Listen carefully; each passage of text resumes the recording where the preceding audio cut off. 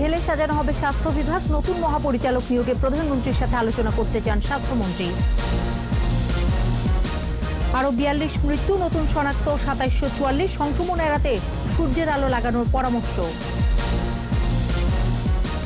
ফৌজদারহাট বাইজিৎ link রোডের রক্ষণাবেক্ষণে আবারও পাহাড় কাটতে চায় সিডিএ, পরিবেশগত বিপর্যয়ের আশঙ্কা।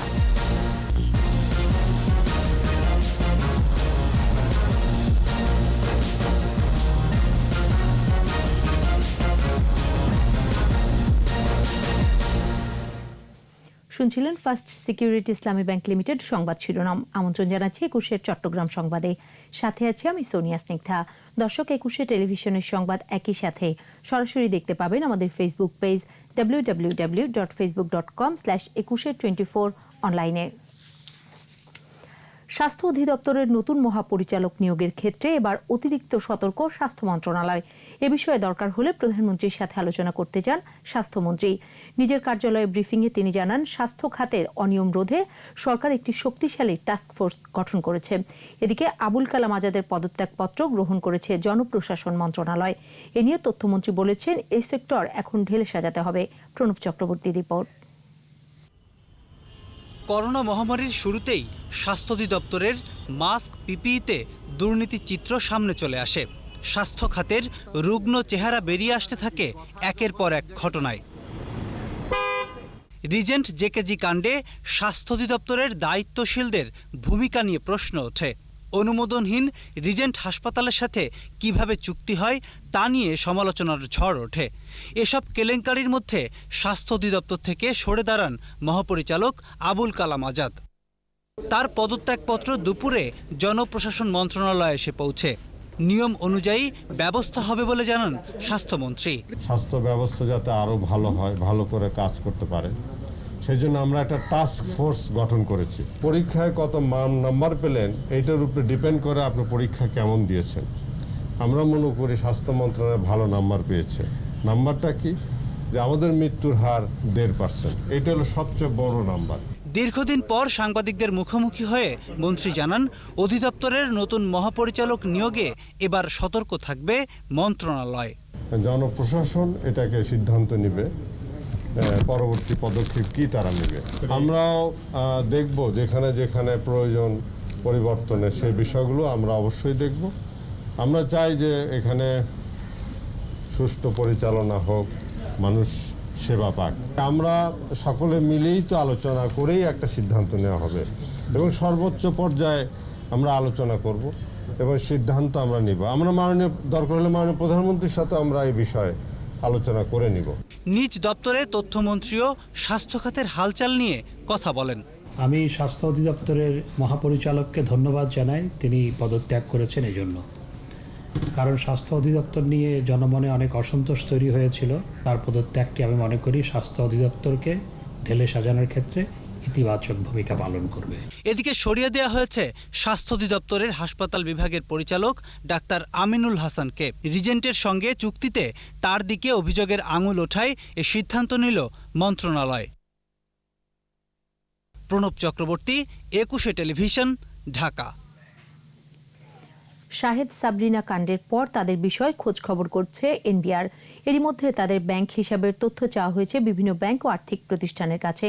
তবে এনবিআর এর সাবেক 2 চেয়ারম্যান বলছেন, অডিট এবং ইন্টেলিজেন্স ইউনিটের দুর্বলতার কারণে শাহেদ ও সাবরিনাদের জাল জালিয়াতি সম্ভব হয়েছে। তাদের যাবতীয় লেনদেনের আলোকে ব্যবস্থা নেওয়ার তাগিদ সাবেক 2 চেয়ারম্যানের। তৌহিদুর রহমানের রিপোর্ট।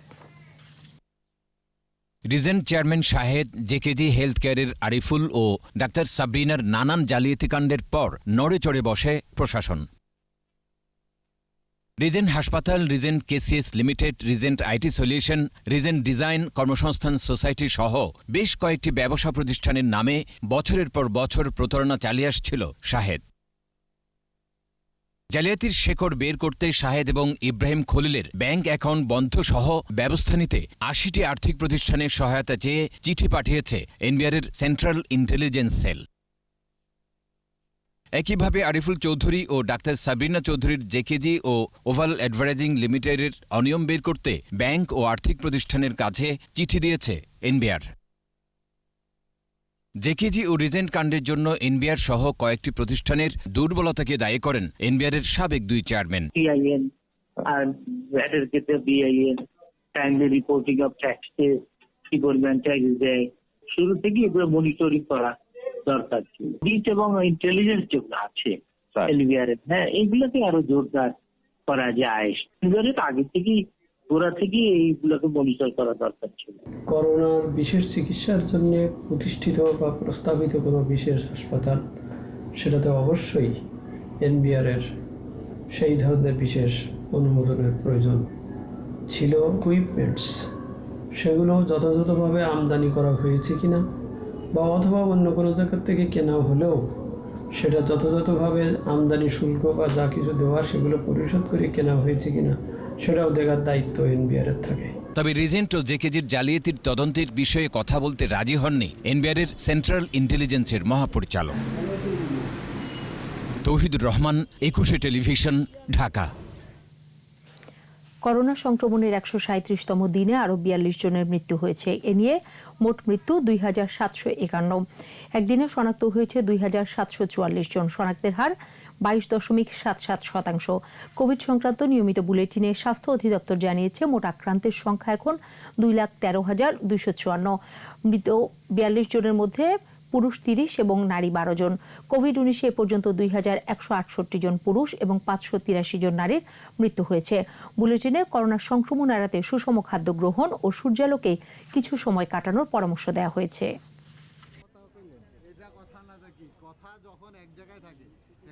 24 ঘন্টায় নমুনা পরীক্ষা হয়েছে 12,050, তাতে শনাক্ত হয়েছে 2,744 জন। 24 ঘন্টায় মৃত্যুবরণ করেছেন 42 জন এবং 751 জন। শনাক্ত বিবেচনায় মৃত্যুর হার 1.29%।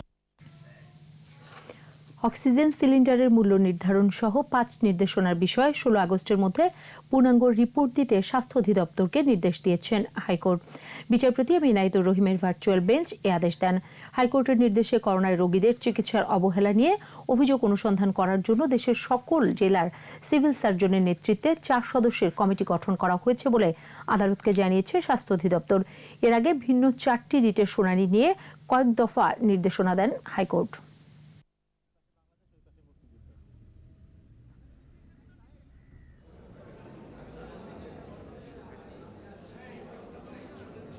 আজকে রাষ্ট্রপক্ষ আদালতে প্রতিবেদন আকারে দাখিল করে জানিয়েছেন যে অভিযোগগুলো আদালতে এসেছিল সেই অভিযোগের ব্যাপারে সারা বাংলাদেশের সিভিল সার্জনদের নেতৃত্বে 4 সদস্যের কমিটি গঠন করে দেওয়া হয়েছে এবং তারা সেই বিষয়ে তদন্তপূর্বক ব্যবস্থা গ্রহণ করে মাননীয় আদালতকে জানাবে।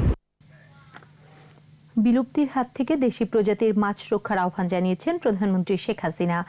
গণভবন লেকে পোনা মাছ অবমুক্ত করার জাতীয় মৎস্য সপ্তাহ 2020 উদ্বোধন করে এ আহ্বান জানান তিনি। বিদেশে মাছ রপ্তানি করে বৈদেশিক মুদ্রা অর্জন সরকারের লক্ষ্য বলেও জানান প্রধানমন্ত্রী। মৎস্য খাতের উন্নয়নে ভূমিকা রাখায় সংশ্লিষ্টদের প্রশংসা করেন তিনি। উল্লেখ করেন মৎস্য ক্ষেত্রে বিনিয়োগের ফলে একদিকে যেমন নতুন নতুন কর্মসংস্থান সৃষ্টি হয়, তেমনি সমৃদ্ধ হয় জাতীয় অর্থনীতি।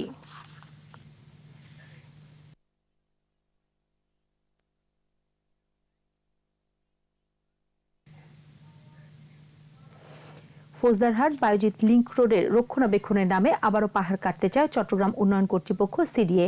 16টি পাহাড় কেটে 6 কিলোমিটার দীর্ঘ সড়কটি নির্মাণের পর গেল ডিসেম্বরে যান চলাচলের জন্য খুলে দেওয়া হয়। ফের পাহাড় কাটা হলে পরিবেশ বিপর্যয় দেখা দিতে পারে বলে আশঙ্কা করছেন পরিবেশবাদীরা। বিপ্লব মজুমদারের ক্যামেরায় চট্টগ্রাম থেকে রিপোর্ট করছেন হাসান ফেরদৌস। ফৌজদারহাট থেকে বাইজিৎ বোস্তামি পর্যন্ত সড়কটি নির্মাণ হয় 3 বছরের বেশি সময় ধরে পাহাড় কেটে।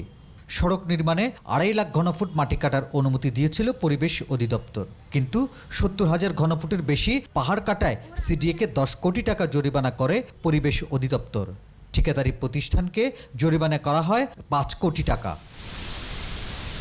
তবে জরিমানার টাকা পরিশোধ না করে রক্ষণাবেক্ষণের নামে আবারও পাহাড় কাটার জন্য পরিবেশ অধিদপ্তরে আবেদন করেছে সিডিএ।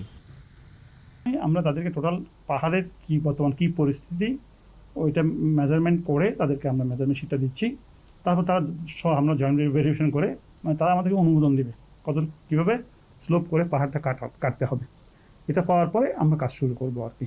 ফের অনুমতি দেওয়া হলে পাহাড় ধ্বংস হয়ে যাবে বলে মনে করছে পরিবেশ অধিদপ্তর। এটা আসলে অনুমতি দিতে গেলে এটা আমাদের আরও ভালো করে সাইট পরিদর্শন করতে হবে, যৌথভাবে তাদেরকে নিয়ে পরিদর্শন করতে হবে।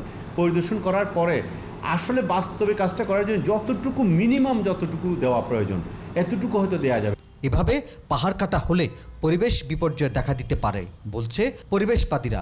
6 কিলোমিটার পাহাড় রাস্তা করতে গিয়ে তারা 18টি পাহাড় কেটেছে অতীতে। পাহাড় যদি বিজ্ঞানসম্মতভাবে কাটতো এবং পাহাড়ের রাস্তা সোজাই করতে এমন কোনো কথা নেই। পাহাড়ের রাস্তা পাহাড়ে ভাজে ভাজে খাজে খাজে কিন্তু রাস্তা বানানো যায়। সারা দুনিয়ার মানুষই এই কাজটা। পরিবেশ বিপর্যয় রোধে সরকার কার্যকর উদ্যোগ নেবে এমনটাই প্রত্যাশা সবার। হাসান ফেরদৌস, 21 টেলিভিশন, চট্টগ্রাম। সড়ক দুর্ঘটনায় আহত মেধাবী শিক্ষার্থী কাউসারুল ইসলামকে সহায়তা দিতে গিয়ে এলো সেনাবাহিনী ও খাগড়াছড়ি ক্যান্টনমেন্ট পাবলিক স্কুল ও কলেজ। সকালে খাগড়াছড়ি ক্যান্টনমেন্ট পাবলিক স্কুল ও কলেজের তার উন্নত চিকিৎসার জন্য সেনাবাহিনীর পক্ষ থেকে তার বাবার হাতে 4.5 লাখ টাকার চেক তুলে দেন অধ্যক্ষ লেফটেন্যান্ট কর্নেল মোহাম্মদ কামরুজ্জামান। এ সময় উপস্থিত ছিলেন প্রতিষ্ঠানের সহযোগী অধ্যাপক মোহাম্মদ নুরুল ইসলাম। গত 15 ফেব্রুয়ারি রামগড় থেকে সিএনজি করে আসার সময় দুর্ঘটনা আহত হয় ক্যান্ট পাবলিক স্কুল ও কলেজের একাদশ শ্রেণীর শিক্ষার্থী কাউসার।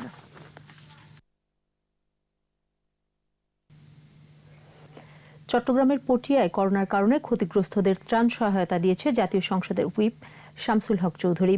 সকালে উপজেলা সদরে বিভিন্ন জনপ্রতিনিধি ও ইউনিয়ন আওয়ামী লীগের নেতৃবৃন্দের কাছে এসব ত্রাণ সামগ্রী হস্তান্তর করা হয়। হুইপ বলেন, পটিয়াবাসীদের পাশে আওয়ামী লীগ ও সরকার সব সময় ছিল, ভবিষ্যতেও থাকবে। এ সময় উপজেলা চেয়ারম্যান, আওয়ামী লীগ ও প্রশাসনিক কর্মকর্তারা উপস্থিত ছিলেন।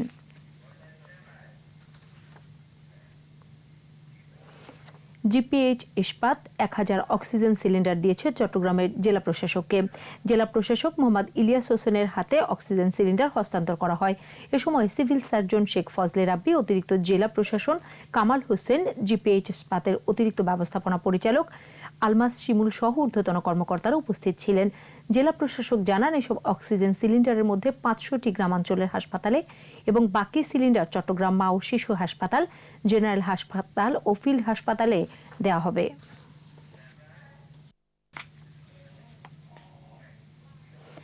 বান্দরবানে শিশুদের মাঝে ত্রাণ বিতরণ করা হয়েছে। বান্দরবান সদরের উজানিপাড়া কমিউনিটি ডেভেলপমেন্ট কনসার্ন এই ত্রাণ বিতরণ করেন।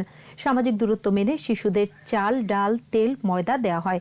এ সময় উপস্থিত ছিলেন কাউন্সিলর থুইসিং প্রু লুবো, প্রকল্প ব্যবস্থাপনা পরিচালক লালরিন সাং বম সহ শিশু ও তাদের পরিবারের সদস্যরা। আগামী নভেম্বর মাস পর্যন্ত প্রতি মাসে একবার করে এই ত্রাণ বিতরণ কার্যক্রম চলবে বলে তারা জানান।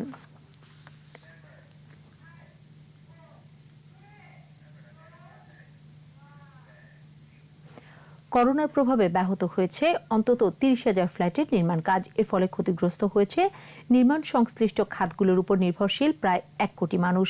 এই খাতের গতি সঞ্চারে বাজেটে ঘোষিত প্রণোদনা সহ নির্মাণ খাত সংশ্লিষ্ট নীতি সহায়তার বাস্তবায়ন চান রিহাব নেতারা। এছাড়া সিমেন্ট সহ নির্মাণ সংশ্লিষ্ট সব কারখানা খুলে দেওয়ার দাবি তাদের। তৌহিদুর রহমানের রিপোর্ট। দীর্ঘ মন্দার পর 2019 সাল থেকে ঘুরে দাঁড়াতে শুরু করে আবাসন শিল্প। নতুন করে স্বপ্ন দেখতে শুরু করেন আবাসন ব্যবসায়ীরা। এরপর আসে করোনা মহামারীর আঘাত। সমস্যায় পড়ে 60,000 কোটি টাকার আবাসন খাত। বেকার হয়ে পড়েন প্রায় 40 লাখ শ্রমিক। করোনার কারণে সার্বিক বাণিজ্যের ক্ষতির পরিমাণ কত হবে তা এখনই বলা কঠিন। তবে বেশি ক্ষতিগ্রস্ত খাতগুলোর মধ্যে আবাসন অন্যতম। আমাদের প্রচুর ক্ষতি হয়েছে। কাস্টমাররাও এখন পেমেন্ট বন্ধ রেখেছে। আমাদের সঙ্গে প্রায় 250 সাবসেক্টর কাজ করে। তারাও একটি বিপদের ভিতর দিয়ে তাদের সময় যাচ্ছে, কারণ তাদের কর্মকাণ্ড কিন্তু মোটামুটি এখন বন্ধ আছে। আবাসন খাত স্থবির হয়ে পড়ায় সিমেন্ট এবং ইস্পাত শিল্পের উৎপাদন বন্ধ হয়ে যায়। বেকার হয় অসংখ্য মানুষ।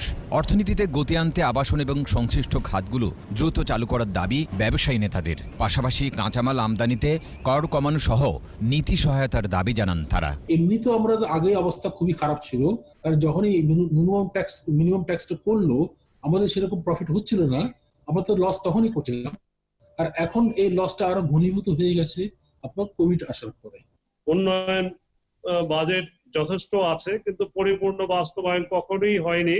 কিন্তু এবার আমরা যদি সেটাকে পূর্ণোদ্যমে বাস্তবায়ন করতে না পারি, তাহলে কিন্তু করোনার চাইতেও ভয়াবহ অর্থনৈতিক মহামারী আমাদেরকে আক্রান্ত করবে।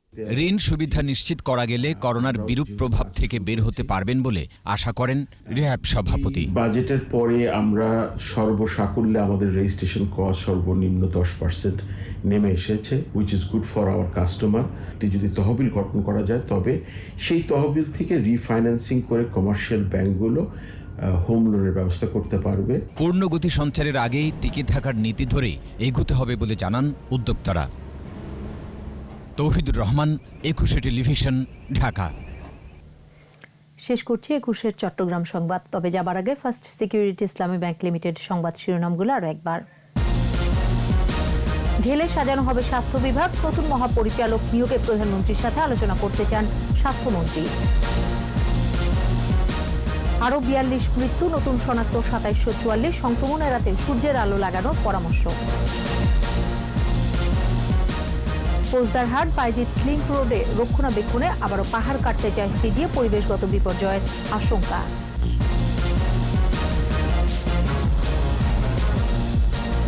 সর্বশেষ খবর জানতে ডায়াল করুন 2021 নম্বরে, আর ভিজিট করুন 21-tv.com ওয়েবসাইটে। এছাড়া ফেসবুকে লগ অন করতে পারেন facebook.com/2124 অনলাইনে।